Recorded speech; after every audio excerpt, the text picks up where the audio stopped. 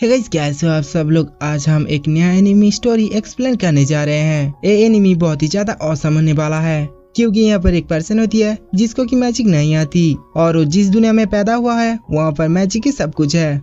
इसलिए हमारा बंदा अपने स्ट्रेंथ के ऊपर एक नया पहचान बनाना चाहता है। क्या वो अपना एक नया पहचान बना पाएगी या फिर इसे उस दुनिया में सरवाइव करना ही मुश्किल हो जाएगी। तो गाइस चलो देखते हैं ये कैसे अपना एक नया पहचान बनाता है। एपिसोड की शुरुआत में हमें मैजिकल स्कूल को दिखाया जाता है, जहाँ पर विल पढ़ाई कर रहा होता है और यही हमारा मेन कैरेक्टर है। और मैं जानकारी के लिए बता दूं, इस स्कूल में बिना मैजिक के आप सर्वाइव भी नहीं कर पाओगे और हमारे बंदे के पास तो कोई भी मैजिक नहीं होता। इसलिए वो डेंजर में जाके थोड़ा बहुत मॉन्स्टर को मार देता है अपने स्ट्रेंथ के जरिए। और वो मार रहा है इसीलिए क्योंकि थोड़ा बहुत क्रेडिट पा सके और वो अपना स्कूल को कंप्लीट कर सके। फिर दूसरी सीन में हम देखते हैं कि प्रोफेसर सारे बच्चों को मैजिक सिखा रहा होता है और फिर वो विल के पास आके उसे एक मैजिक करने को कहता है, पर इस तरफ विल को तो कुछ भी मैजिक समझ में नहीं आ रहा। फिर प्रोफेसर कहता है ये तो बहुत आसान है ना, तुम्हें तो बस इसके जरिए फ्लेम को कंट्रोल करना है। इसमें विल भी मैजिक करने लगता है और वो मैजिक नहीं कर पाता, इसीलिए वहाँ पर सारे बच्चे हंसने लगता है। फिर प्रोफेसर कहता है तुम्हारे यहाँ पर 6 ईयर हो गया है पर तुम अभी तक एक भी मैजिक नहीं सीख पाए हो, तुम बस थ्योरी में अच्छा हो। फिर वहाँ पर एक लड़का जिसका की नाम है सियन, वो अपना मैजिक करने लगता है। इसे देख प्रोफेसर उसे डांटते हुए कहता है तुम अपने अकॉर्डिंग एक्शन लेना बंद करो। इसमें सियन उसे दिखाते हुए कहता है मैं तो बस इसकी मदद करना चाहती थी।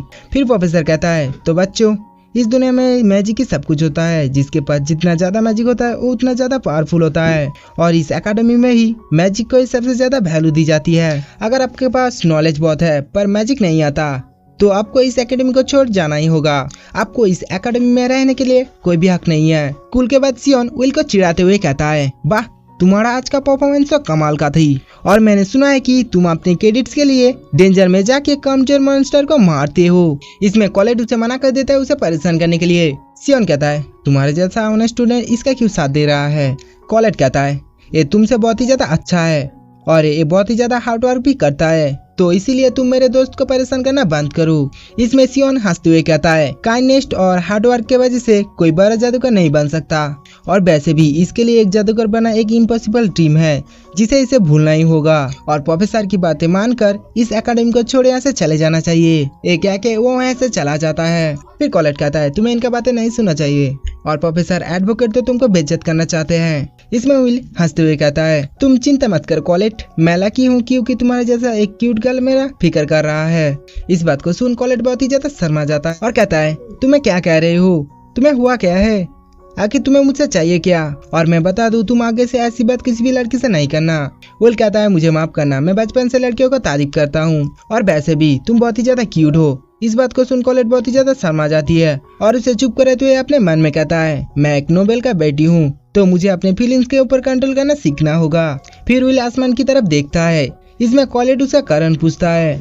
इसमें विल कहता है आज आसमान कितना सुंदर है और इसका रोशनी बहुत ही ज्यादा औसम है। इसमें कॉलेज कहता है तुम सही कह रहे हो बेफर्स सीसार्स। फिर हमें बताया जाता है यहाँ के लोगों बहुत सालों पहले डार्कनेस से घिरे हुए थे और उन्हें इस आसमान के बारे में कुछ भी नहीं पता था। फिर बहुत बड़े बड़े 5 जादूगर उनके खिलाफ खड़े हो गए और उनको आसमान में ही कैद कर दिए, जिसकी वजह से इस दुनिया में शांति और रोशनी आ गई। इसीलिए उनको ये टाइटल कहा जाता है और आपके जो जादूगर है उस नाम को पाना चाहता है। फिर कॉलेज कहता है क्या तुम्हें लग रहा है कि उन लोग हमें यहाँ पर देख रहा है। इसमें विल कहता है हाँ, उन लोग हमें यहीं पर देख ही रहा है। फिर हमें विल का एक बचपना दिखाया जाता है जहाँ पर वो एक छोटे बच्चे के साथ खेल रहा है। फिर उस बच्ची कहता है क्या तुम्हें पता है इस शॉर्ट्स के ऊपर तुम्हें बहुत सुंदर सनसेट और स्काई दिखाई देता है और जिन लोग ये देखता है उन लोग बहुत ही ज्यादा भाग्यशाली होता है और तुम जब बहुत ही ज्यादा ताकतवर हो जाओगे तब तुम्हें सनसेट देख पाओगे। इसमें विल बहुत ही ज्यादा खुश होकर कहता है तब तो ये सनसेट हम दोनों एक साथ ही मिलके देखेंगे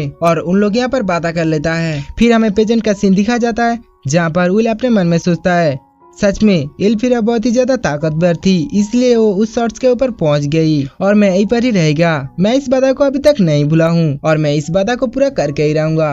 फिर हम दूसरी सीन को देखते हैं जहाँ पर प्रोफेसर ब्लोकेनर विल को डांटता है डेंजर में जाने के लिए। इसमें विल उनसे माफी मांग लेता है और प्रोफेसर डांटते हुए कहता है तुम अकेले 7 फ्लोर में चले गए, क्या तुम्हें अपना जान का परवाह नहीं है। इसमें विल माफी मांगते हुए कहता है क्या इसमें मुझे क्रेडिट्स मिलेगा। प्रोफेसर कहता है तुम एक बहुत बड़ा मॉन्स्टर को मारा है तो इसलिए मैं तुम्हें 2 क्रेडिट्स दूंगी। इस बात को सुन विल और उसका पेट्स बहुत ही ज्यादा खुश हो जाता है। फिर प्रोफेसर कहता है, क्या तुम अभी भी सपना देख रहे हो कि तुम वहाँ पर टॉप पे जा पाओगे? और तुम्हें वहाँ पर जाना है तो तुम्हें हर एक चीजों में टॉप करना होगा, जैसे कि थ्योरी, प्रैक्टिकल और बाकी सब में भी।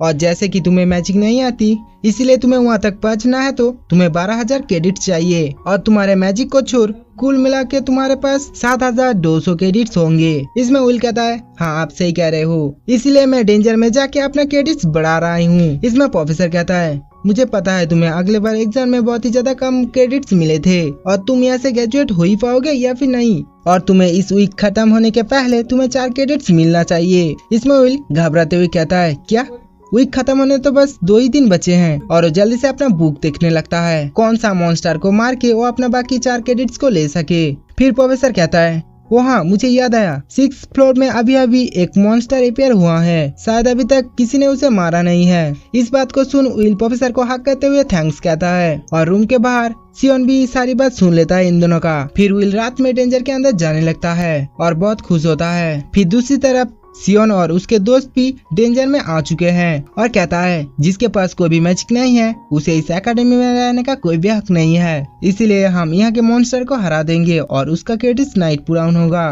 और इसके वजह से उसे एकेडमी से बाहर जाना होगा। फिर तभी वहाँ पर एक मॉन्स्टर आके उसके दोस्त को एक मुक्का मार के उसे वहाँ से दूर फेंक देता है और दूसरा लड़का उसे देख जोरों से चिल्लाने लगता है। दूसरी ओर विल को भी उसका आवाज सुनाई देता है। इस बात को सुन विल उन्हें ढूंढने लगता है और वो देखता है कि सियोन और बाकी सब लोग एक बहुत बड़ा मॉन्स्टर के साथ फंस चुके हैं, जिसका की 10 क्रेडिट्स है। इसे देख विल हैरान होकर कहता है, इस मॉन्स्टर को तो नीचे वाली फ्लोर में होना चाहिए, ये यहाँ पर क्या कर रहा है? और वो देखता है सियोन के मैजिक उसके ऊपर काम नहीं कर पा रहा और सियोन यहाँ पर क्या कर रहा है। फिर उस मॉन्स्टर उसके बहुत करीब आ जाता है उसे मारने के लिए और इस तरफ विल सोच रहा है, क्या मैं उसकी मदद करने जाऊं? उसने मुझे हर वक्त की बुली किया है और वो उसे वहीं पर ही छोड़ के जाने ही वाला होता है कि तभी उसे एल्फेरिया की बात याद आता है, जो कह रहा थी कि तुम बहुत ही ज्यादा दयालु हो।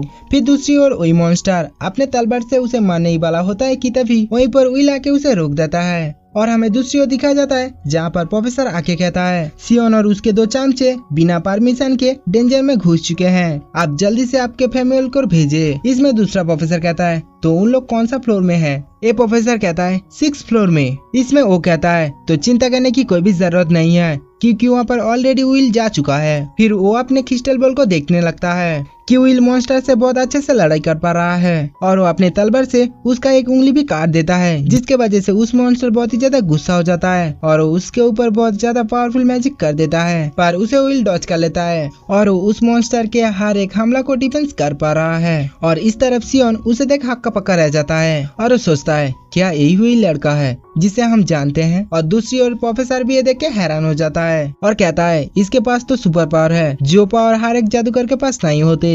फिर विल उस मॉन्स्टर के हर एक हमला को समझ जाता है और उसके हाथ को काट देता है। इसे देख प्रोफेसर ब्लॉकल कहता है, ये बात सच है कि विल के पास कोई भी मैजिक नहीं है, पर वो मैजिक के दुनिया में अकेला ही पावरफुल स्वॉर्ड्समैन है। फिर विल उस मॉन्स्टर के तलवार को उठा लेता है, जिसे देखो हमला कर देता है। विल उसके ही तलवार को उठा के उसके ही मैजिक को डिफेंस करके उसके ही बॉडी को बीच से काट देता है, जिससे वो वहीं पर ही खत्म हो जाता है। इसे देख दूसरी ओर प्रोफेसर एडवोकेट कहता है, ये तो नामुमकिन है, जिसके पास मैजिक नहीं है वो मैजिक से भी ताकतवर है। फिर विल वहाँ से आता है, उसे देख प्रोफेसर तो पहले नाराज हो जाता है पर उसे 10 क्रेडिट्स दे देता है और इसके साथ हमारा इस एपिसोड खत्म हो जाता है। वीडियो कैसा रहा कमेंट पे जरूर बताना और चैनल पे नया हो तो सब्सक्राइब कर देना। वीडियो अच्छी लगी तो लाइक कर देना। तो मिलते हैं अगली वीडियो में, तब तक के लिए बाय बाय।